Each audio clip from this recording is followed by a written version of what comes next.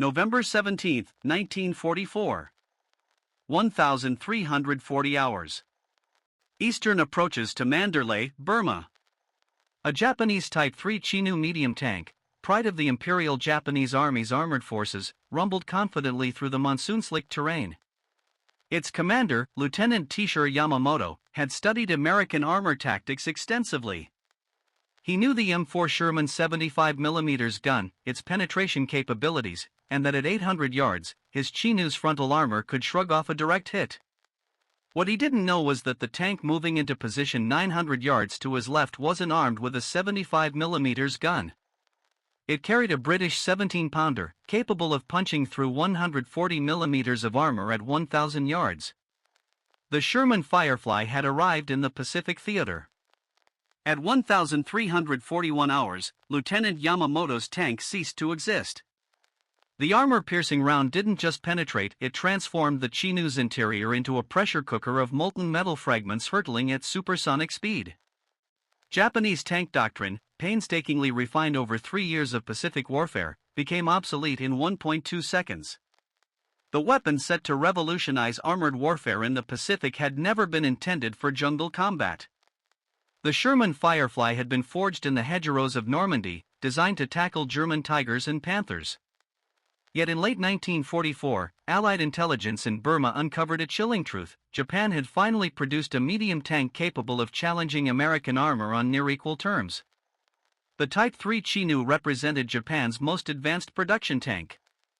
Armed with a Type 3 75mm gun derived from the Type 90 field gun, it could penetrate 75mm of armor at 1,000 meters. Its own frontal armor, 50mm at 15 degrees, could withstand the standard American M4 Sherman 75mm gun beyond 500 yards. For the first time since Guadalcanal, American tank crews faced an enemy that demanded tactical precision rather than raw firepower. Allied tank losses in Burma during October 1944 had risen 34% compared to previous months. The 3rd Carabiniers, a British tank regiment operating M4 Shermans, reported 3 tanks destroyed in a single engagement near Meiktila on October 23. Post-battle analysis confirmed all 3 had been struck by high-velocity 75mm rounds at ranges exceeding 600 yards, ranges where return fire from the American 75mm proved ineffective. The solution arrived at Kolkata's port on November 3, 1944. 12 Sherman Firefly tanks, officially designated Sherman 1C or 5C depending on hull type, had been diverted from European operations. These weren't standard Shermans. The British 17-pounder gun's elongated barrel extended nearly 3 feet beyond the standard Sherman 75mm, a testament to British ordnance engineering. Originally designed as an anti-tank gun in 1942, Royal Ordnance Factory records documented the Firefly's revolutionary capabilities. The 17-pounder fired a 17 pounds (7.7 kilograms) armor-piercing shot at a muzzle velocity of 2,900 feet per second. At 1,000 yards, it could penetrate 140 millimeters of homogeneous armor. The Chi-Nus' maximum armor thickness was only 50 millimeters. The mathematical reality was stark: the Firefly could destroy any Japanese tank in service from ranges where return fire was virtually impossible. Mounting this powerful gun in the Sherman turret required extensive modifications. The recoil was immense, necessitating a redesigned recoil system. The turret interior was reconfigured, reducing the crew from 5 to 4, with the commander taking over loading duties.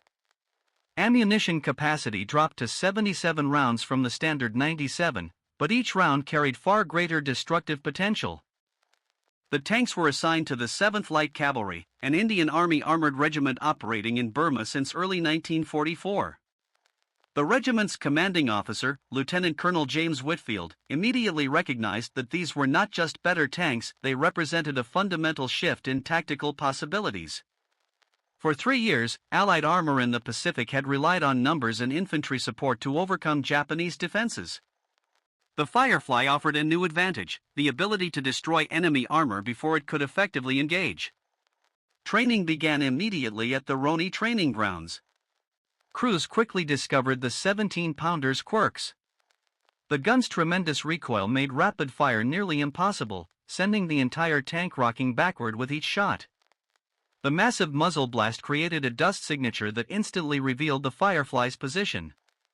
Most critically, the long barrel made maneuvering through jungle terrain treacherous. European tactics for Firefly employment existed, but jungle warfare demanded entirely new approaches. On November 12, 1944, the 7th Light Cavalry conducted live-fire exercises against captured Japanese tanks positioned at various ranges. The results exceeded even the most optimistic predictions. At 1,200 yards, a distance where Japanese tanks couldn't effectively return fire, the Firefly's first shot penetrated a captured Chi-Nus frontal armor, exited through the rear plate, and continued another 50 yards before striking the ground. The armor-piercing round encountered so little resistance that it barely deformed. Gunnery Sergeant William Davies, a veteran of the North African campaigns now training Indian Army crews, documented the engagement in his report. The 17-pounder doesn't just penetrate armor, it obliterates it.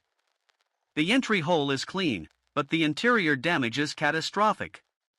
Spalling alone would kill everyone inside, yet the shot typically continues through multiple internal components before exiting. Japanese tanks weren't built to withstand this level of kinetic energy. The psychological impact on Japanese tank doctrine would prove as significant as the physical destruction. Since 1942, Japanese armor tactics had been based on the assumption that while American tanks were numerous, they weren't overwhelmingly superior in one-on-one engagements. Japanese tank commanders developed aggressive tactics, close rapidly to negate numerical disadvantages, used terrain to achieve ambush positions, and accept calculated risks, confident that Japanese guns could penetrate American armor at typical combat ranges. The Firefly invalidated every assumption in that doctrine. Japanese intelligence reports from Burma, intercepted and decoded by Allied signals intelligence, revealed growing confusion. A November 8 report from the 14th Tank Regiment noted, "Enemy has deployed new tank variant with extended gun barrel. Engagement range appears to exceed our capability to respond effectively. Request technical assessment and tactical guidance." That guidance never came. Japanese military intelligence, already struggling with collapsing fronts across the Pacific, couldn't immediately determine what they were facing. Some analysts theorized the British had mounted naval guns on tank chassis, a technically accurate assessment, as the 17-pounder derived from anti-aircraft gun designs. Others suggested American 76mm guns, unaware that the Firefly's weapon was far more powerful. The first combat deployment came sooner than anticipated. On November 15, Japanese forces launched a counterattack against Allied positions near Skibo. Intelligence reports indicated that at least one company of Chi-Nus tanks would support the assault, the first confirmed deployment of Japan's new medium tanks in Burma. Lieutenant Colonel Whitfield made an immediate decision. Lieutenant Colonel Whitfield committed the Fireflies to combat despite incomplete training. On November 16, Sherman Fireflies moved into defensive positions along the Yayu Road. Each tank occupied a carefully prepared hull-down position, with only the turret visible from expected Japanese approach routes. Standard M4 Shermans formed a second defensive line 400 yards behind, positioned to provide supporting fire and create the illusion of a typical American defensive deployment. The tactical plan, documented in the 7th Light Cavalry's operations order, was elegantly simple. Fireflies would engage enemy armor at maximum effective range, targeting command vehicles first. Standard Shermans would hold fire until enemy armor closed within 500 yards, maintaining deception about the Firefly's capabilities as long as tactically feasible. November 17, 13:44 hours. The Japanese attack began with a 12-minute artillery barrage. When the guns fell silent, reconnaissance reported movement along 3 approach routes. The main effort developed along the Central Road, exactly where intelligence had predicted. Leading the advance, moving with the confidence of crews who believed themselves in technically superior vehicles, were 6 Type 3 Chi-Nus medium tanks. The British gunner in the Firefly, callsign Lancer II, acquired his target at 1,346 hours. Through his telescopic sight, he could see the lead Chi-Nus clearly at 920 yards, well beyond the effective range of the Japanese tank's return fire.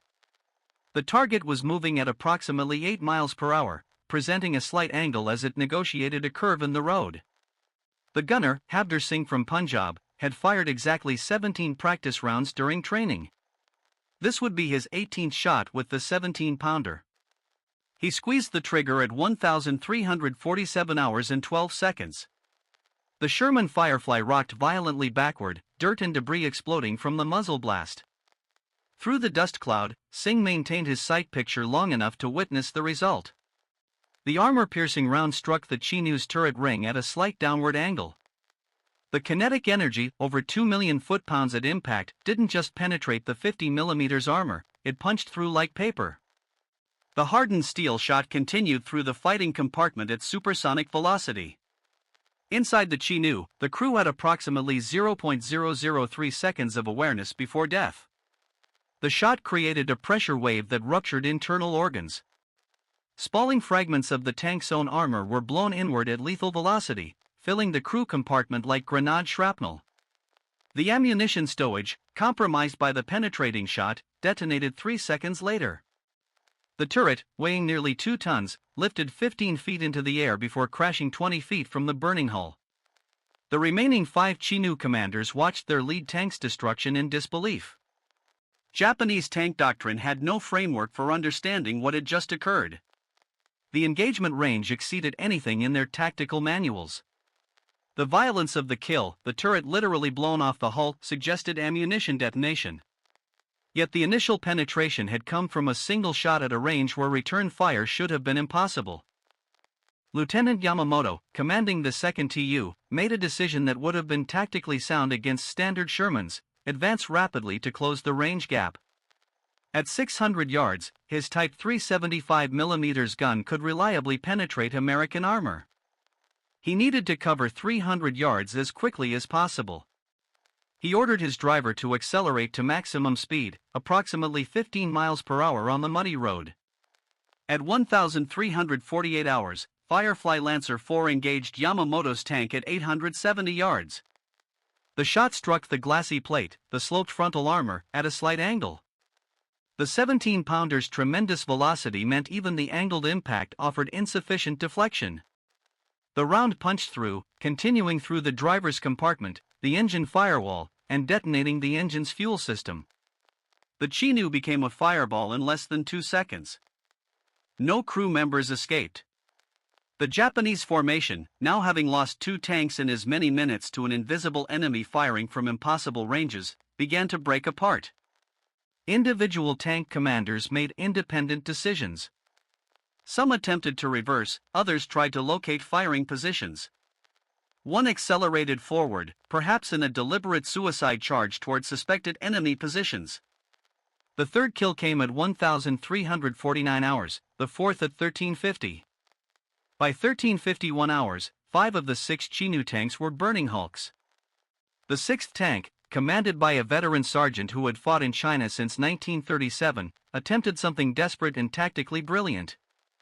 He drove directly into a dense bamboo grove, using the vegetation to mask his movement, hoping to close to knife-fighting range where Japanese gunnery skills might provide some advantage.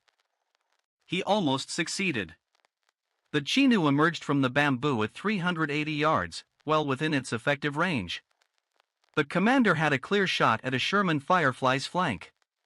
In a conventional engagement against standard M4S, this would have been a kill shot. But the Firefly's gun traverse was faster than the Chi-Nus commander anticipated. At 1,353 hours, the final Japanese tank was destroyed at point-blank range. The 17-pounder shot passed completely through the tank from side to side, the exit hole twice the diameter of the entry wound. The entire engagement lasted 7 minutes and 40 seconds. 6 Type 3 Chi-Nus medium tanks, representing hundreds of thousands of yen in development costs and months of manufacturing effort, had been destroyed without damaging a single Allied vehicle. Japanese infantry, witnessing the destruction of their armored support from 600 yards away, began withdrawing before even reaching Allied positions. The psychological impact was immediate and catastrophic. Preparing and narrating this story took a lot of time. So, if you are enjoying it, subscribe to our channel. It means a lot to us. Now, back to the story. The after-action reports filed by the 7th Light Cavalry on November 18 documented not just a tactical victory, but a fundamental shift in armored warfare dynamics. Lieutenant Colonel Whitfield's assessment was clinical. the Sherman Firefly possesses standoff capability that renders current Japanese armor tactically obsolete. Enemy tanks must close to effective range, where they are vulnerable to destruction before achieving firing solutions. This creates a zone of absolute dominance between 600 and 1,200 yards, where Japanese armor can be engaged with impunity. British intelligence officers examining the destroyed Chi-Nus tanks made detailed assessments of the damage patterns. Captain Robert Thornton, a Royal Armoured Corps technical officer, documented his findings in a report that would circulate through Allied command structures within days. The 17-pounder's penetration characteristics exceeded all previous estimates. Against Japanese armor, there was no effective protection at any combat range. The Chi-Nus 50mm frontal armor provided no more resistance than the earlier Chi-Nus 25mm plates. "We are not fighting a superior tank," Thornton noted. "We are using a superior weapon." Japanese intelligence, piecing together reports from survivors and reconnaissance elements, began to grasp the magnitude of the problem. A signals intelligence intercept decoded on November 21 revealed a conversation between two Japanese armor commanders. "New enemy tank variant has destroyed entire company in single engagement. No survivors from tank crews. Infantry reports enemy firing from ranges exceeding 1,000 meters. Request immediate withdrawal of remaining armor until countermeasures developed." The countermeasures never materialized. Japanese industry, already struggling to maintain basic production levels under sustained Allied bombing, could not redesign tank armor or develop new weapon systems. The Chi-Nus represented the pinnacle of achievable Japanese tank development. There would be no answer to the Firefly. On November 24, 1944, Allied forces launched Operation Extended Capital, the drive toward Mandalay. Sherman Fireflies, now integrated into standard tank formations at a ratio of 1 Firefly per 4 standard Shermans, provided overwatch for advancing columns. Japanese commanders, having received warnings about the new Allied tanks, ordered their armor to avoid engagement whenever possible. This defensive posture represented a complete reversal of Japanese armored doctrine.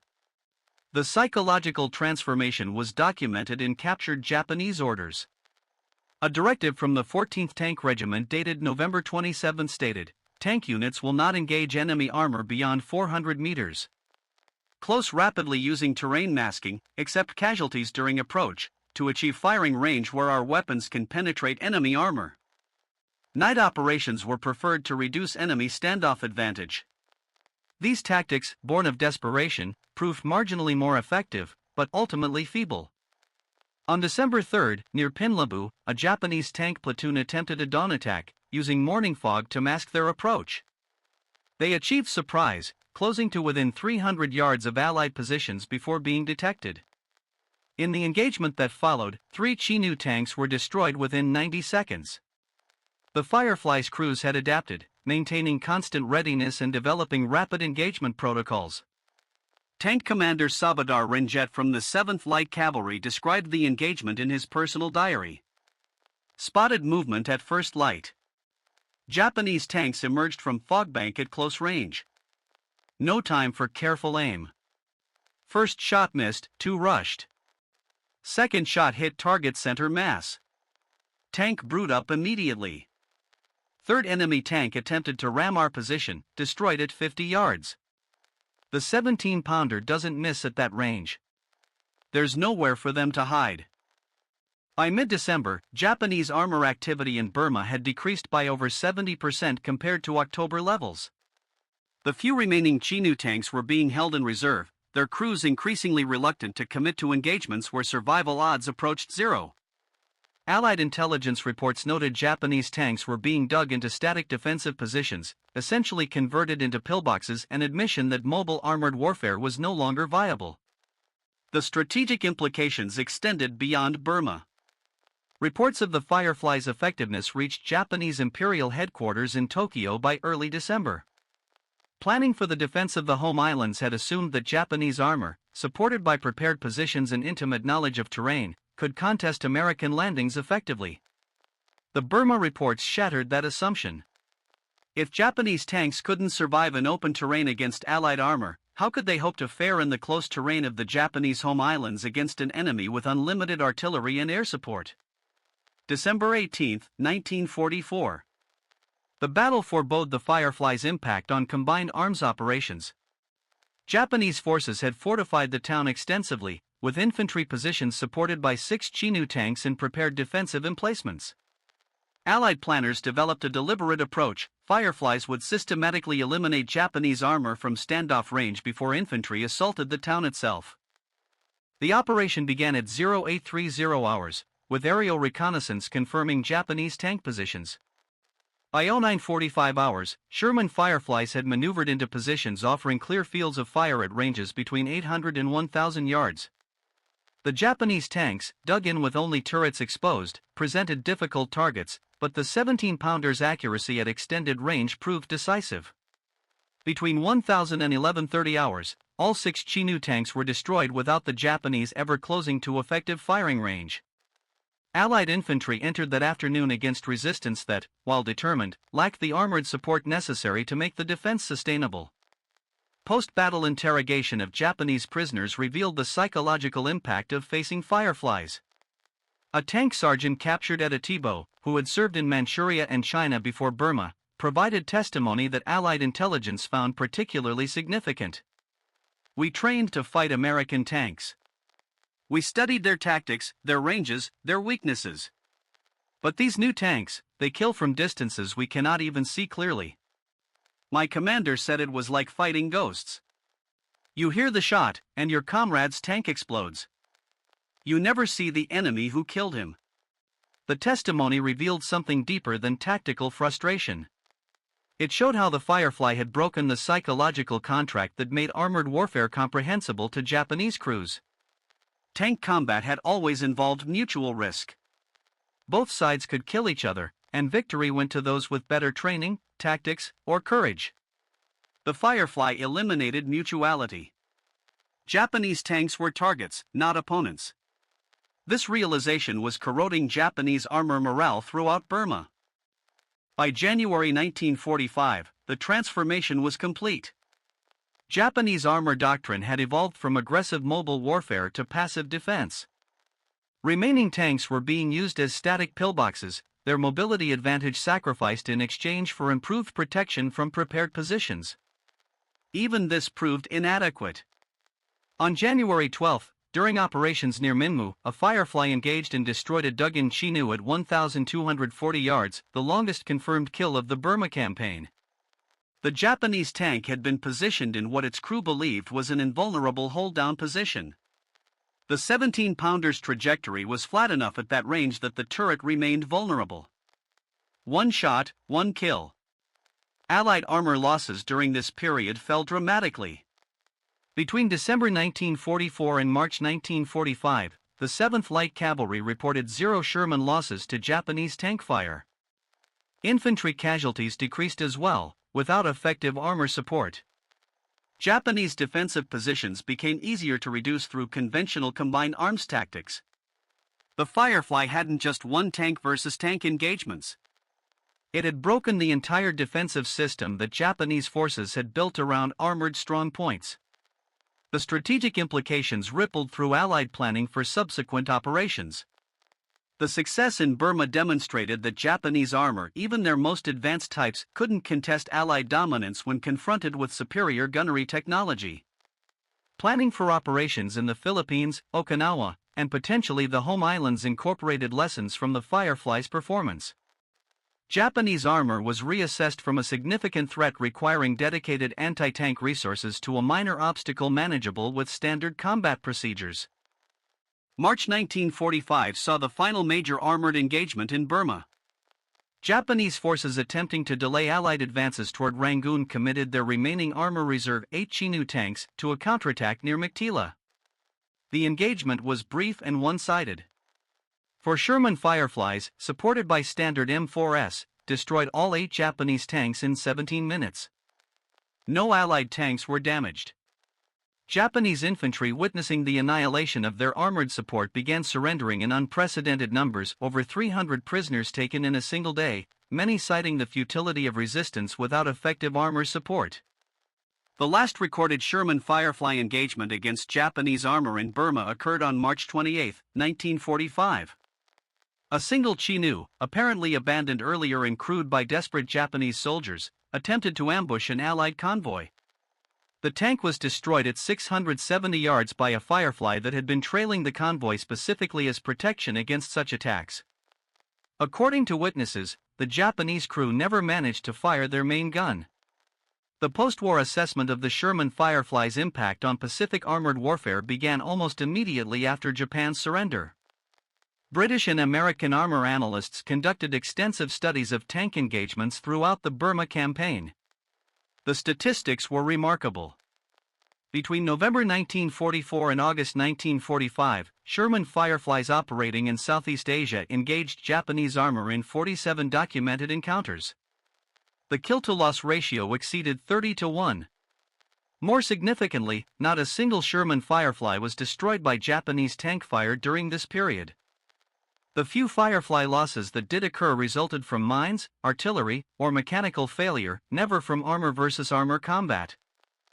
Lieutenant General William Slim, commanding British forces in Burma, addressed the Firefly's contribution in his post-war memoirs. The introduction of the Sherman Firefly fundamentally altered the tactical calculus of armored operations. Japanese forces, which had shown consistent ability to adapt to Allied tactics throughout the war, found themselves confronting a weapon for which no tactical adaptation was possible. The combination of standoff range, penetrating power, and relative mobility created a weapon system that Japanese armor simply could not counter with available resources. The technical lessons learned from Firefly operations in Burma influenced post-war tank development across multiple nations. The principle of mounting the most powerful gun practically achievable in a medium tank chassis, even at the cost of some internal space and ammunition capacity, became standard doctrine.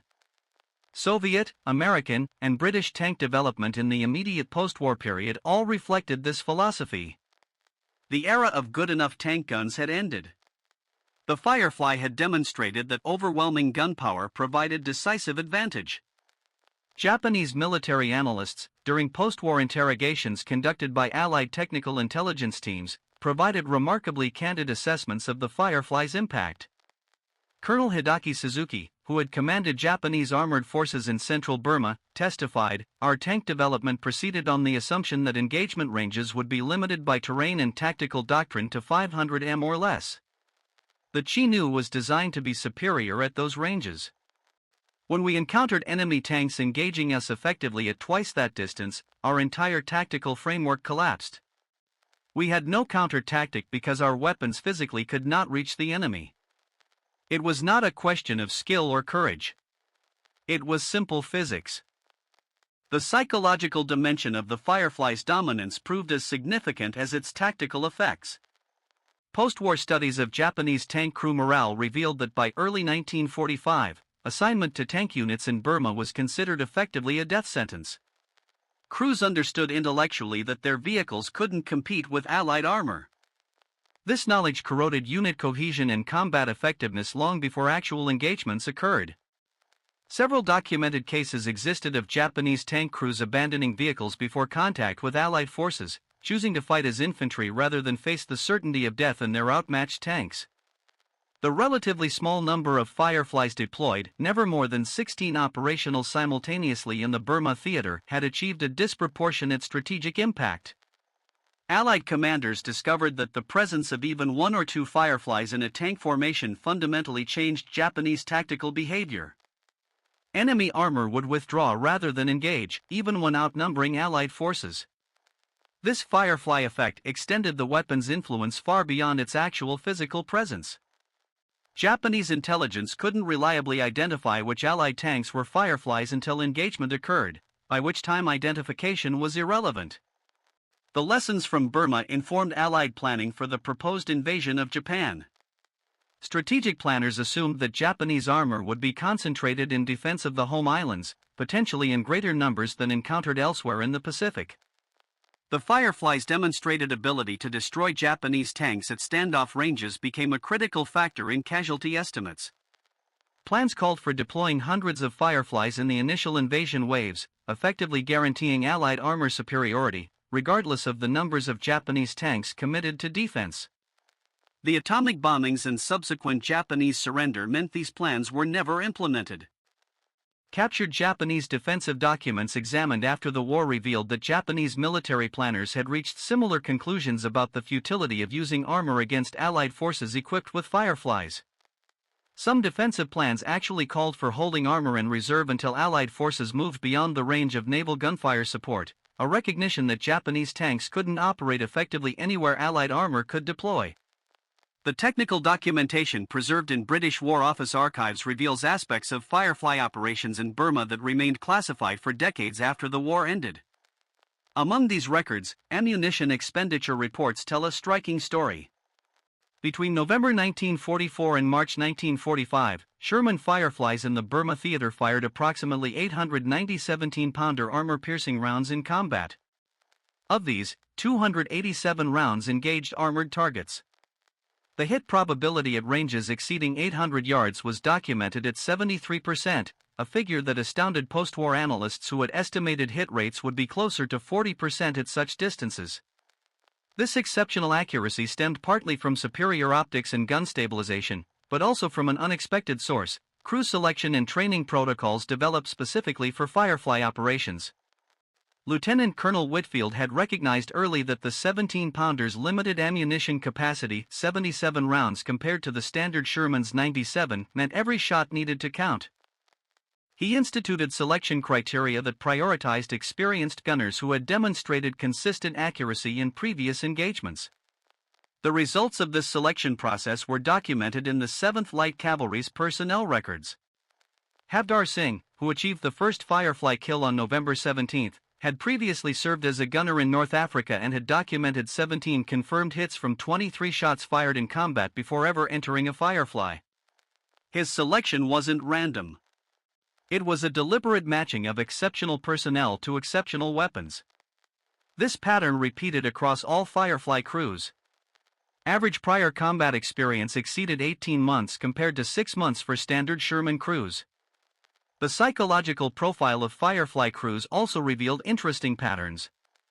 Medical officers attached to armored units noted that Firefly gunners reported lower stress levels than their counterparts in standard Shermans despite higher value targets and greater tactical responsibility. The explanation, documented in psychiatric evaluations conducted in February 1945, centered on control and survivability. Firefly crews could engage enemies at ranges where return fire was ineffective. This created a perception of control over their fate that reduced combat stress even though they faced more dangerous missions. Japanese intelligence efforts to counter the Firefly proved consistently ineffective, though not for lack of trying.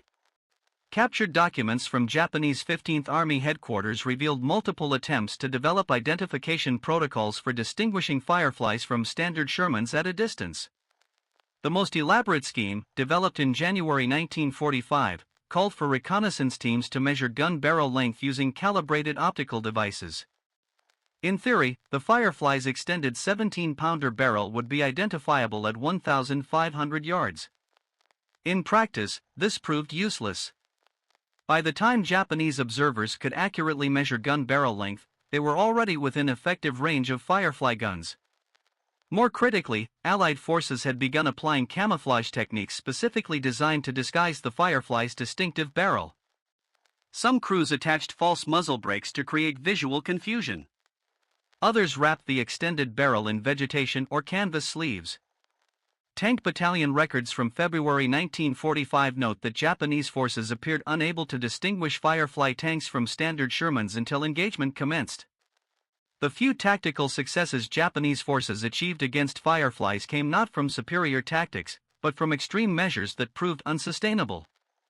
On January 28, 1945, a Japanese suicide bomber, a soldier carrying a 22-pound explosive charge, successfully destroyed a Firefly near Maniwa by approaching through dense vegetation and detonating his charge against the tank's tracks. The explosion immobilized the tank and killed one crew member. It was the only documented instance of a Firefly being deliberately destroyed by Japanese ground forces in Burma. This incident prompted immediate tactical changes. Fireflies began operating with dedicated infantry escorts when advancing through close terrain. Tank commanders instituted 360-degree security protocols with infantry specifically tasked with preventing close-range attacks. The modifications proved effective. No subsequent Firefly losses to suicide attacks occurred, though Japanese forces attempted the tactic at least 7 more documented times. The industrial logistics supporting Firefly operations in Burma represented a remarkable achievement in its own right. The 17-pounder ammunition, significantly larger and heavier than standard 75mm Sherman rounds, required dedicated supply chains. Each armor-piercing round weighed 17 pounds compared to 14.6 pounds for 75mm rounds. Transportation, storage, and handling all required modifications to existing logistics infrastructure. By March 1945, the supply system was delivering approximately 1,200 rounds of 17-pounder ammunition weekly to the Burma theater, sufficient to maintain combat operations while building reserve stocks. Maintenance presented unique challenges as well. The 17-pounder's high-pressure firing regime created barrel wear rates approximately 40% higher than standard tank guns. Gunnery records documented that barrel accuracy began degrading noticeably after 350 to 400 rounds fired. Royal Electrical and Mechanical Engineer units in Burma maintained stocks of replacement barrels and developed rapid barrel change procedures that could swap a worn gun tube in under 6 hours, comparable to engine replacement in complexity, but achievable in field conditions. The human cost of armored warfare in Burma, even with the Firefly's superiority, remains significant in less obvious ways. Medical records from field hospitals treating tank crews revealed high rates of hearing damage from the 17-pounder's extreme muzzle blast. Many Firefly gunners and loaders suffered permanent hearing loss, particularly in their left ear, the side facing the breech during firing. Post-war disability claims filed by Firefly veterans consistently cited hearing impairment as a primary service-connected condition. The strategic deception value of the Firefly exceeded its tactical impact in some respects. Japanese forces, uncertain of how many Fireflies the Allies possessed, consistently overestimated their numbers. Captured intelligence assessments from February 1945 estimated Allied Firefly strength in Burma at approximately 60 to 80 vehicles, nearly 5 times the actual deployment levels. This miscalculation influenced Japanese tactical planning, causing them to hold armor in reserve for fear of encountering overwhelming Firefly numbers. Armor that might have been committed to critical defensive battles instead remained static, contributing to Japanese defensive failures. The final statistical accounting of Firefly operations in Burma, compiled by British military historians in 1947, provided a comprehensive assessment. 16 Firefly tanks operated in theater between November 1944 and August 1945. These vehicles participated in 47 armored engagements and destroyed at least 73 Japanese tanks. Exact numbers remain uncertain due to incomplete Japanese records. The Fireflies suffered 0 combat losses to enemy armor. 3 were lost to mines, 1 to the suicide bomber attack, and 2 to mechanical failures that resulted in vehicles being abandoned and destroyed to prevent capture. The cost-benefit ratio, measured both in lives saved and resources expended, marked the Firefly as one of the most effective weapon systems deployed in the Pacific theater. The legacy of the Sherman Firefly's Pacific service extends far beyond the immediate military victory it helped achieve. In the broader context of World War II armored warfare, the Firefly represented a critical evolution in military thinking, the recognition that technological superiority, particularly in gunnery, could provide decisive advantage even when deployed in relatively small numbers. This principle would shape armored warfare doctrine for decades. Veterans of the Burma campaign who served in Firefly crews maintained lifelong connections to the weapon system. Annual reunions of the 7th Light Cavalry held in India and Britain through the 1990s featured surviving Firefly tanks as centerpieces. Veterans spoke with respect about the weapon's power, but also acknowledged the burden it imposed. Sergeant William Davies, who trained the initial Firefly crews, reflected in a 1987 interview, "We knew we had an overwhelming advantage. That's not always as simple as it sounds. When you can kill the enemy from ranges where he can't fight back, you confront questions about fairness that don't arise in even combat. But war isn't fair, and our job was to win with minimum friendly casualties." The Firefly did that better than anything else we had.